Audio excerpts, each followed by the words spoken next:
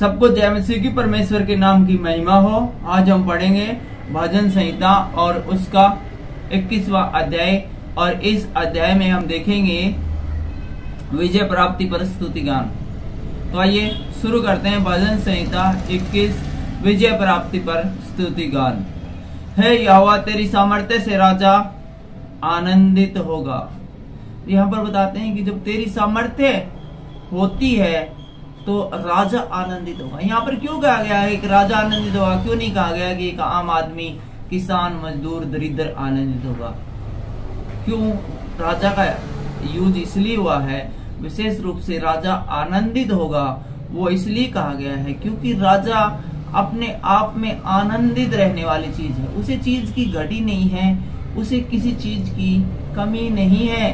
जबकि एक आम आदमी है, वो पूरा दिन है अपना वो रोजी रोटी की तलाश में या अपने खर्चों को पूरा करते करते बिता देता है, और उसको आनंद करने के लिए फुर्सत नहीं मिलती है और नहीं उसको कोई सुख सुविधा उपलब्ध होती है। लेकिन जो एक राजा होता है, उसके पास लग्जरी आइटमों की कोई कमी नहीं है, जिसके द्वारा कि कहा जाता है कि हमारे पास हमारे जीवनों में आनंद आता है। तो जो पहले से ही आनंदित है वो भी आनंदित होगा। एक मान लो कि बहुत बड़ा कलाकार है और उसको एंटरटेनमेंट करने के लिए किसी कलाकार को बुलाया जाए, तो वो छोटे मोटे कलाकार तो उसको पसंद ही नहीं आएंगे, वो तो उसमें कमियां निकाल देगा। तो यहाँ पर जो सामर्थ्य है, राजा तो खुद सामर्थ्य होता है, उसके द्वारा तो दूसरे लोग सामर्थ्य पाते हैं, खुशी पाते हैं, आनंद पाते हैं। लेकिन राजा भी एक इंसान है, उसकी भी एक लिमिटेशन है। लेकिन जो हमारा परमेश्वर है, उसकी कोई लिमिटेशन नहीं है। एक राजा जिसके पास सब कुछ होता है, उसको भी जब मदद की जरूरत पड़ती है तो वो आसमान की तरफ देखता है, परमेश्वर की तरफ देखता है, परमेश्वर को पुकारता है। और जब राजा परमेश्वर को पुकारता है और जब उसका सामर्थ्य उस राजा के ऊपर आता है, तो राजा है वो आनंदित होता है। आगे कहते हैं, पहली आयत में आगे लिखा है, और तेरे किए हुए उद्धार से वह अति मगन होगा। और तू जो राजा के ऊपर उद्धार करेगा, उससे वह अति मगन होगा। अति मगन, बहुत ही खुश, अनलिमिटेड हैप्पीनेस, ऐसी हैप्पीनेस जिनकी कोई अंत नहीं है, बेहद आनंदित। कहने का भाव ये है, किसी को आनंद चाहिए, सुख चाहिए और हैप्पीनेस चाहिए, तो वो सिर्फ परमेश्वर के पास उपलब्ध होता है और कहीं भी नहीं है। दूसरी आयत में हमें देखने को मिलता है, तूने उसके मनोरथ को पूरा किया है। तूने राजा है, उसके मनोरथ को पूरा किया है, और उसके मुंह की विनती को तूने अस्वीकार नहीं किया है। जब उसने तुझको पुकारा है, परमेश्वर यहाँ बताया गया है, तो तूने उसका मनोरथ है, उसकी जो मांग है, उसको पूरा किया है, और उसकी प्रार्थना को अनसुनी नहीं किया है, अस्वीकार नहीं किया है, क्योंकि तू उत्तम आशीष देता हुआ उससे मिलता है।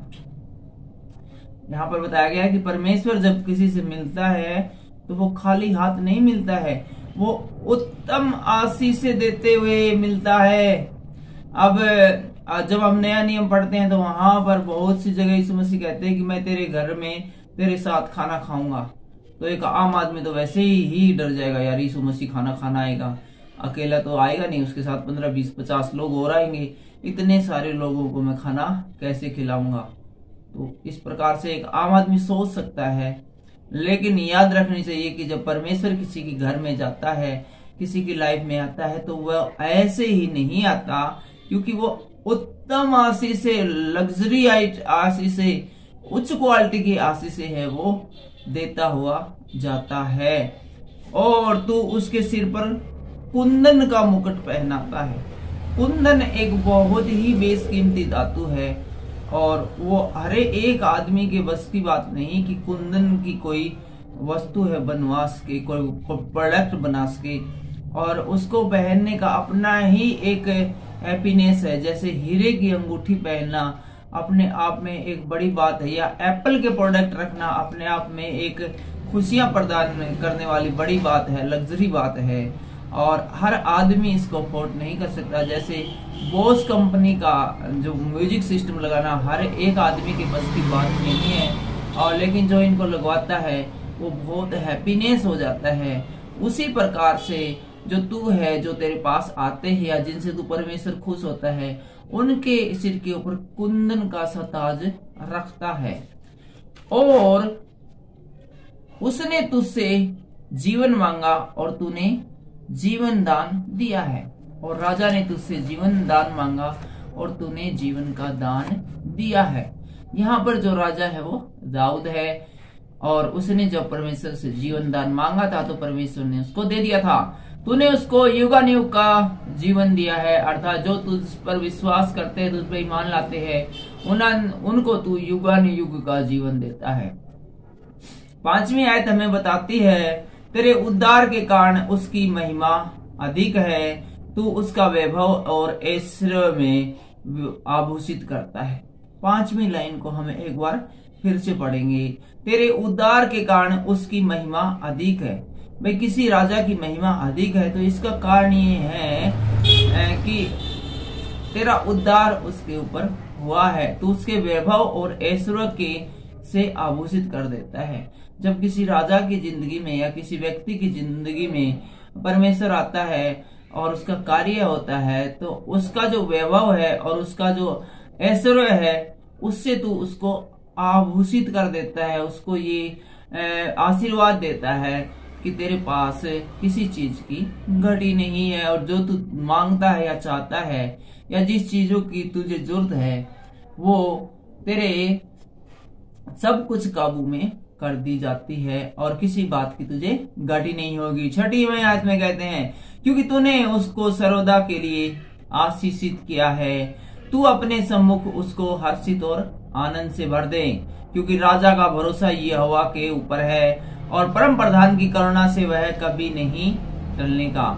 जो राजा परमेश्वर भरोसा करते हैं और वह परम प्रधान की करुणा से कभी नहीं टलता। 8वीं आयत हमें बताती है, तेरा हाथ तेरे सब शत्रुओं को ढूंढ निकालेगा। तेरा हाथ तेरे सब शत्रुओं को ढूंढ निकालेगा, तेरा दाहिना हाथ तेरे सब बैरियों का पता लगा लेगा।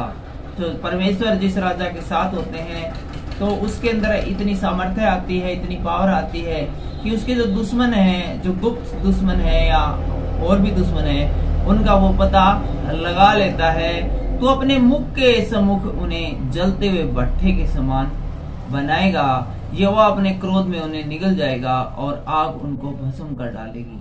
जो लोग परमेश्वर से नफरत करते हैं या शैतान से प्यार करते हैं या शैतानी चाल चलते हैं, तो यहाँ पर बताया गया है कि परमेश्वर उनको किस प्रकार से क्रोध करके हो निगल जाएगा और उनको भट्ठे किसी आग में भस्म कर डालेगा।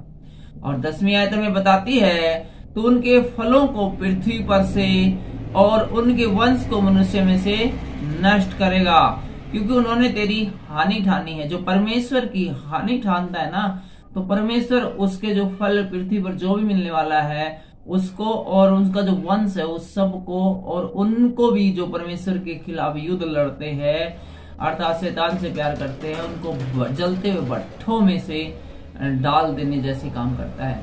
क्योंकि उन्होंने तेरी हानि ठानी है, उन्होंने ऐसी युक्ति निकाली है जिससे वे पूरा नहीं कर सकेंगे। जिसने भी शैतान के विरुद्ध जिसने भी शैतान के बकावे में आकर हथियार उठाए परमेश्वर के खिलाफ, उस व्यक्ति की युक्ति कभी सफल नहीं होती है, क्योंकि तू अपना धनुष उसके विरुद्ध चढ़ाएगा और वे पीठ दिखाकर भाग जाएंगे। जो परमेश्वर से लड़ने आते हैं तो उनको जब अपना धनुष दिखाता है तो वे पीठ दिखाकर भाग जाते हैं। और यदि हम देखें इस अध्याय की 21वीं आयत, तो इसमें लिखा है, अंतिम आयत 13वीं आयत देखें, हे यहोवा अपनी सामर्थ्य में महान हो, हम गा गा कर तेरे पराक्रम का भजन सुनाएंगे। आज हमने पढ़ा भजन संहिता उसका 21वां अध्याय और अगले वीडियो में हम देखेंगे भजन संहिता उसका 22वां अध्याय और इस अध्याय में हम अगले वीडियो में देखेंगे मनोव्यवस्था की पुकार और स्तुति ज्ञान। फिलहाल के लिए इतना ही। आज के वचनों के द्वारा परमेश्वर आपको बहुत सी आशीष और बरकत दे। सबको जय मसीह की।